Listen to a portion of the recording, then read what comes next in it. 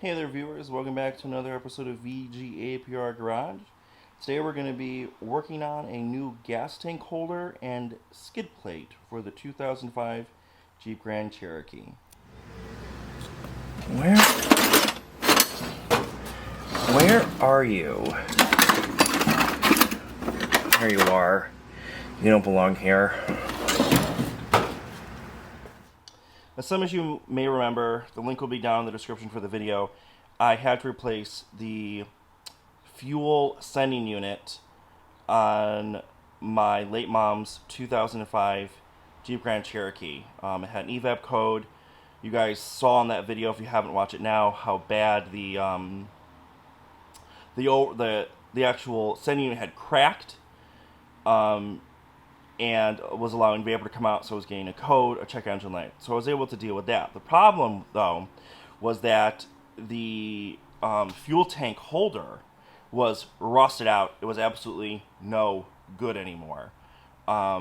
Recently got it inspected. The guy that I took it to knows about the Jeep, and he said, you need to get a new one. A new one is $400 to $500, depending on where you go, which Mopar parts website you're looking at. I went to the junkyard, got this one for $15. Looks in great shape, and I live in the Rust Belt, and it looks great. It looked like the person had definitely off-roaded their Jeep and bent it. I did hammer it out. It's a lot better. Could use a little bit more hammering. It will, but we've got to get this done because when I show you the old one, it's in bad shape. I'm nervous to drive the Jeep here to put it in. So anyways, I got some metal for a skid plate, and we're going to build one. First thing I have to do is I don't want this rectangled piece. It's just not going to work. I'm worried about it hitting things. So we're going to put this on top of this and outline the whole thing. We're going to outline all the drainage holes because we're actually going to be tacking those drainage holes to the skid plate and drilling new holes in. I need to try to keep as much liquid out of this. Salt water, all of that. The Jeep will be washed every day in the wintertime, but these rust out, and I need to prevent that from happening. Proper welding and Eastwood rust encapsulator is going to help for that. Now, this video is not showing you how to weld. I am a better painter and grinder than I am a welder. But this has to be done, and this is going to be cheaper than me buying one. Do your comments now about how I'm a bad welder. I know, I'm not perfect, but this is going to get the job done. So I'm going to put this on top of this, what's going to be my skid plate, and we're going to trace it out.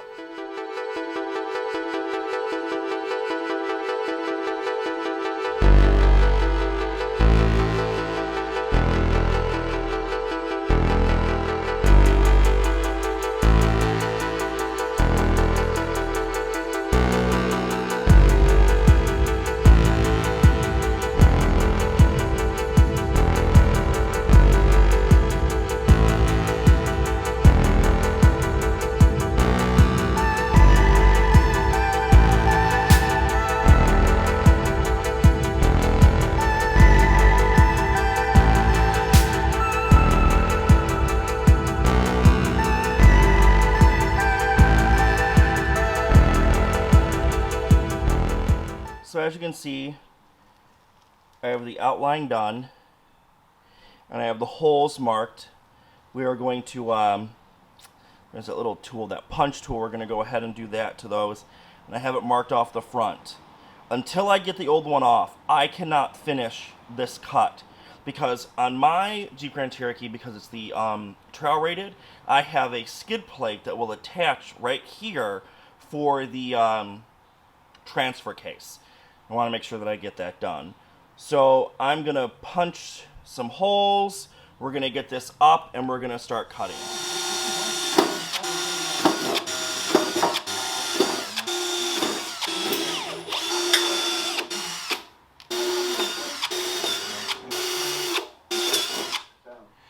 So I've got all my holes cut. There's a lot of them, cut out to 1/2 inch. And now I'm going to begin cutting, you know, the lined areas.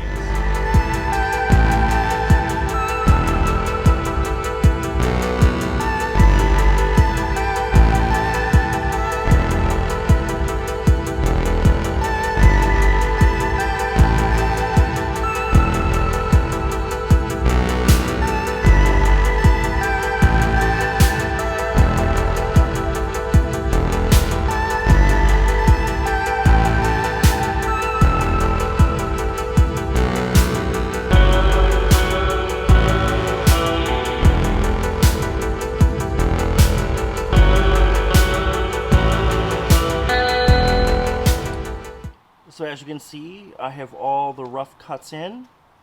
So I'm going to come in with my angle grinder and with a sandpaper disc and clean all these edges up.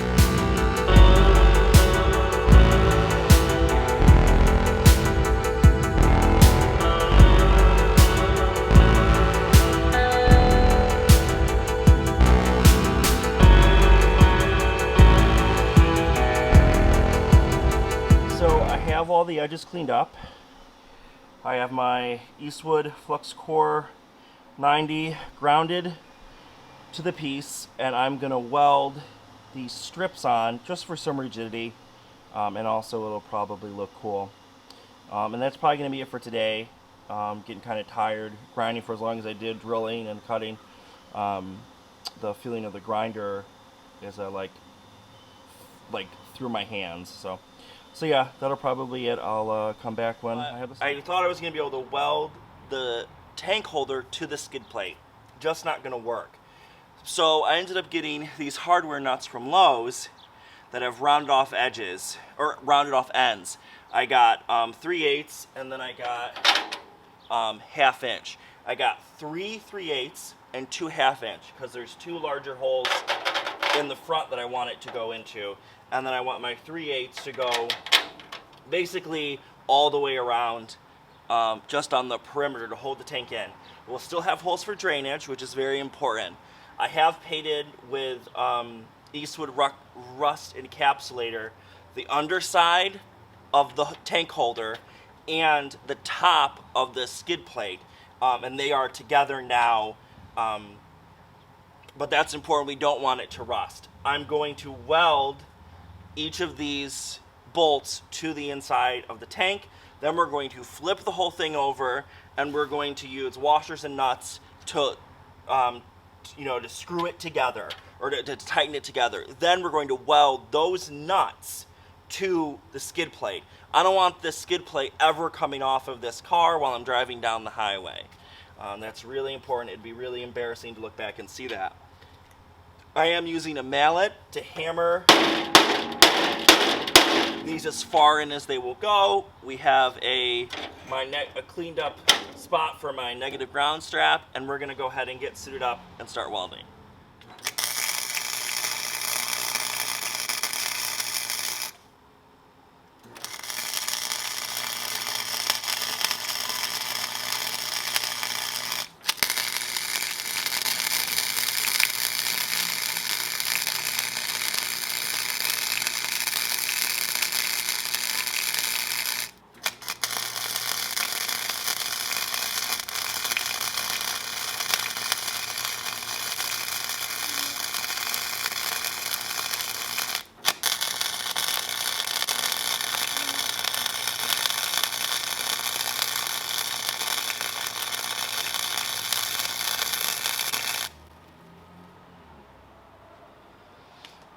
So that's basically what I'm going to be doing to all of these. I'm not going to run through it all because, I mean, this isn't a how-to. Alright, so we have them all welded in. We're going to go ahead and flip it over, and then we're going to bolt them down. We are going to grind off the tops a little bit. Welds aren't perfect, but I'm not a welder. I'm a grinder and a painter. So let's go ahead and get this done. So now you guys have a pretty good idea of what the underside is looking like. With all these bolts sticking out. Not the way I wanted to do it, but this is the way it's going to be. We are going to trim the bolt heads off, or the bolts shorter. There's no need for them to be that big, but we're going to take our 1/2 inch our nut. We got 2 big nuts, and that's what I went with, because I went with a 1/2 inch, so, you know, 2 big nice nuts right in the front, and they're nice clean nuts. You always want to make sure your nuts are clean. You don't want dirty nuts. Not going to impress anybody with dirty nuts. All right, we got our other washers that we're going to put on. Our last one. And then we got 8 small nuts. Even though they're small nuts, it's always a good idea to keep your nuts clean, even if they're small. They may not be impressive, but doesn't mean they shouldn't be clean.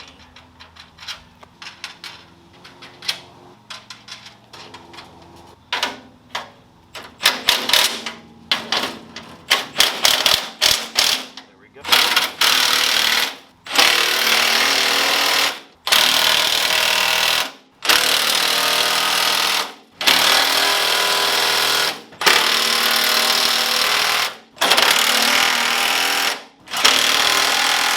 We're going to weld the washer to this, and then we're going to weld the nut. 2 spots will probably be fine. And then we're going to cut these off. And then we're going to get ready to paint.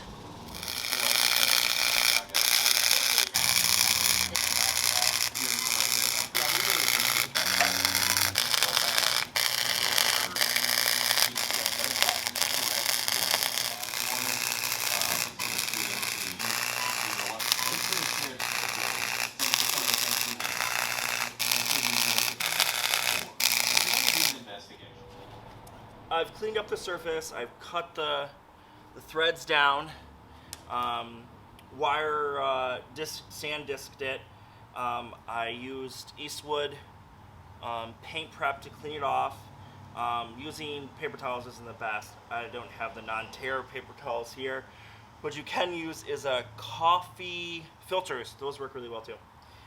So it's ready for East Coast Rust Encapsulator Platinum. I prefer this over the other ones. It goes on nice and thick. I've never had any issues with it on any of the other stuff that I've done. I'm just going to brush it on with a foam with just however big ones. But I'm just going to brush it all on with a foam brush. That's what I've done on all my other projects. I do have the other, I think the Rust Encapsulator Plus.